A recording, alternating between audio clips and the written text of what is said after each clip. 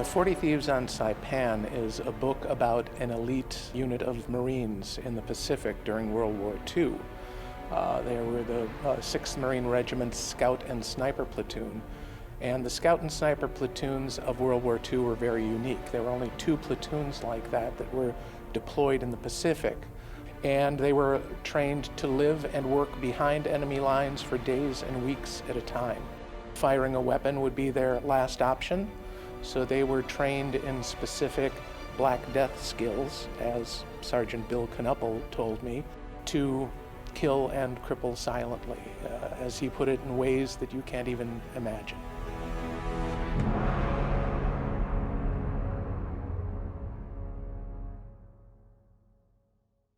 The story of the 40 Thieves is true. It's my father led the platoon. Through his actions during the Battle of Tarawa, the high command tagged him to lead and organize and train this unique group of Marines. I discovered this all from a eulogy that was delivered at his funeral. It spoke about some of his exploits on Saipan, which made me curious to do an online search, which turned up an article called Tachovsky's Terrors from the 1944 December Leatherneck magazine. And beneath it was a little bit of text from the person who submitted it, and his name was Chris Tipton. And the text said, "This is my father's platoon during World War II."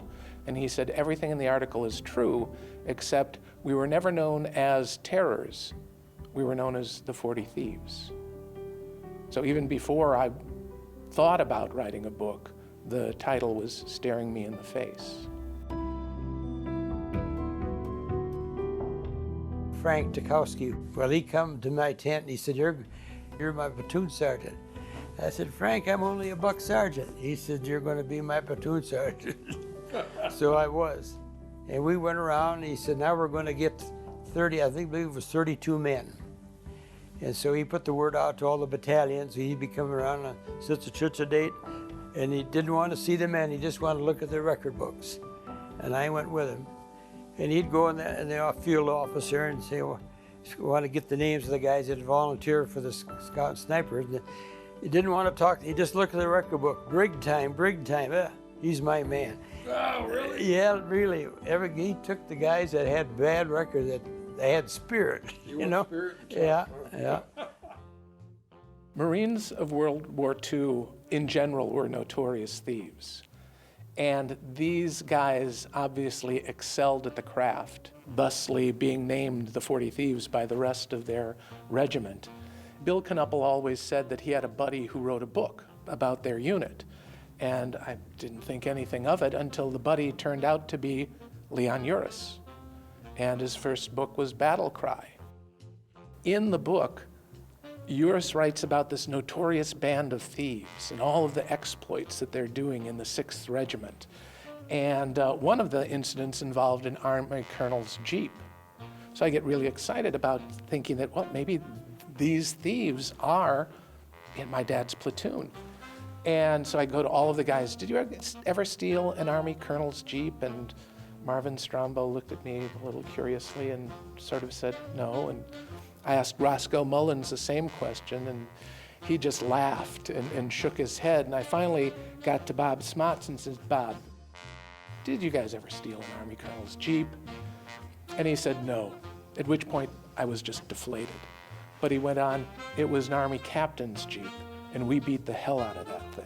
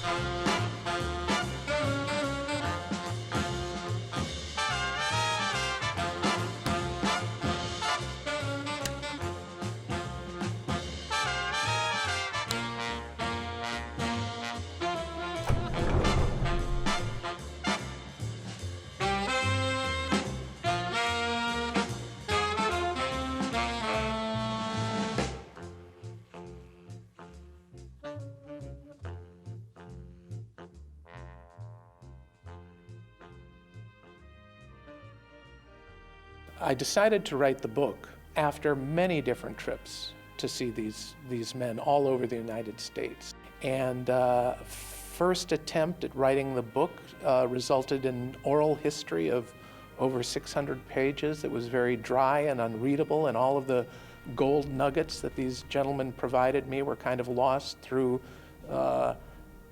details that were a little unnecessary. And that's where my co-author Cynthia stepped in. When he asked me to actually start working with him, he started sending me things, and I would give him feedback about things like, you know, is there an arc to the story? Is this really the order this happened in? And finally, at some point, he just said, would you help me co-write this? And then we really got to work. We worked hard to create a real sense of authenticity of the era by looking at detail. What did Christmas cards look like? What would people from home have been saying? By listening to old clips of radio shows or reading newspaper articles and such, so that the sound was right, that the words were correct, and that it didn't sound inadvertently like 2017, but it sounded like 1944.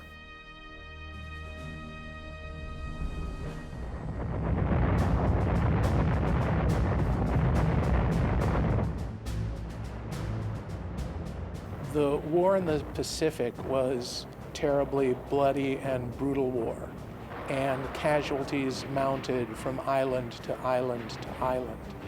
And the Battle of Tarawa, which directly preceded the invasion of Saipan, was known as Bloody Tarawa because within 72 hours, over 5,000 Japanese were killed and 5,000 Marines wounded or killed in an area the size of Central Park. And Saipan was even bloodier than that.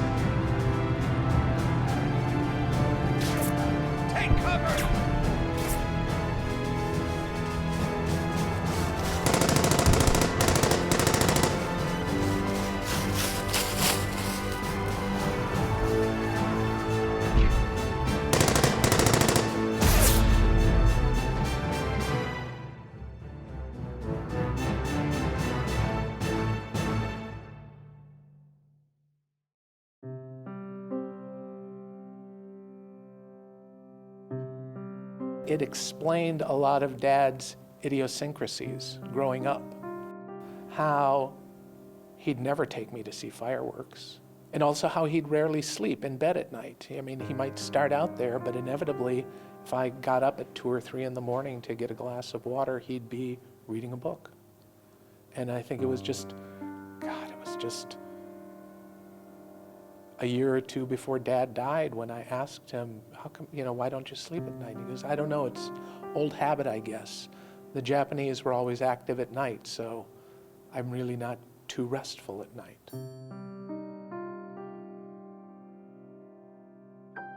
This is Big Don Evans. He was truly a larger-than-life fellow, the biggest guy in the outfit at 6'4".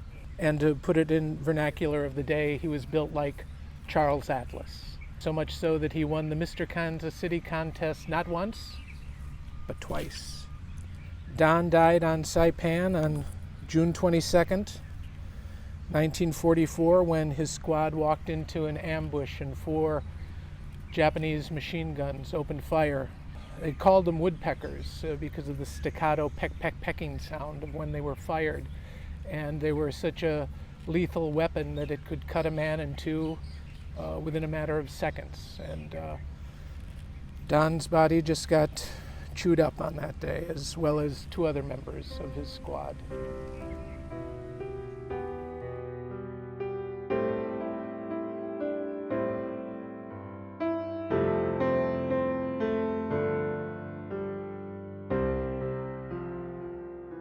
Recently, I just got back from Hawaii, and I went there to specifically visit the graves of not only Don Evans, but there are 5 other fellows mentioned in the book who are buried there. Cpl Martin Dyer, Colonel McCloud, who was the executive officer of the 6th Marine Regiment and someone that Dad served with from Iceland through Saipan. His best buddy, Pappy Morehead, who actually died on Tarawa. The reason why so many boys are buried at the National Cemetery of the Pacific was at the time during World War II, if your child was killed overseas and you wanted their body sent home, you'd have to pay for it. And at the time, I think the cost was something like $500, which translates into about 2 years' salary before taxes, because people only got paid maybe $20, $30 a month back in those days. And that's why there are tens of thousands of 19, 20-year-old boys. It's very impactful going there and seeing, grave after grave, just one after the other.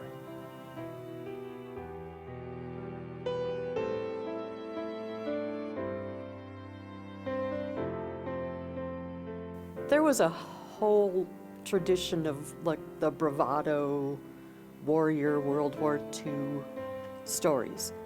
And then things changed, like Steven Spielberg with Saving Private Ryan and the Pacific series, to looking at the humanity of looking at 19-year-olds or 20-year-olds, young men put into these situations. And that's where I came from about approaching the men's stories, was to think in terms of my son and his buddies.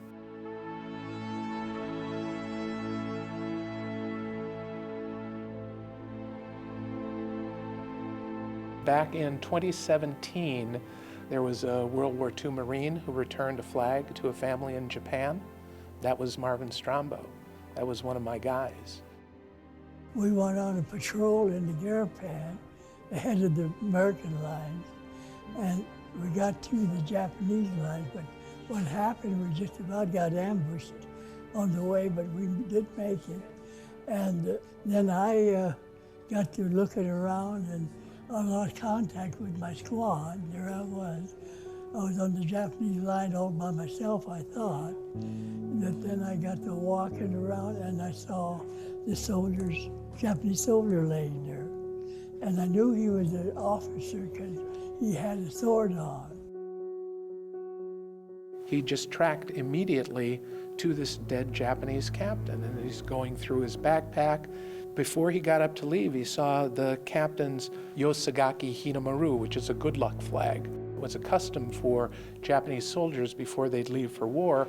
Their village would buy them a flag, a Rising Sun national flag, and sign it with well wishes and prayers for the soldier, and they'd carry it with them. And at first he thought, well, I'll just leave it, because he knew it was sacred to the Japanese. But then as he had a second thought and said, well, if I don't take it, somebody else will. And if I take it, maybe I can return it to the family someday. I had a hard time taking that flag because, that means a lot to them. But I finally did. But I made a promise that I'd return it. And I'm here today. That's the reason I'm here today. We were able to find the family of the Japanese captain. And in August of 2017, this 90-some-year-old guy made this arduous trip to Japan, and Marvin was finally able to return the flag. When the younger brother received this family heirloom, he took it, held it to his face, and inhaled deeply, and said, "You've taken good care of my brother."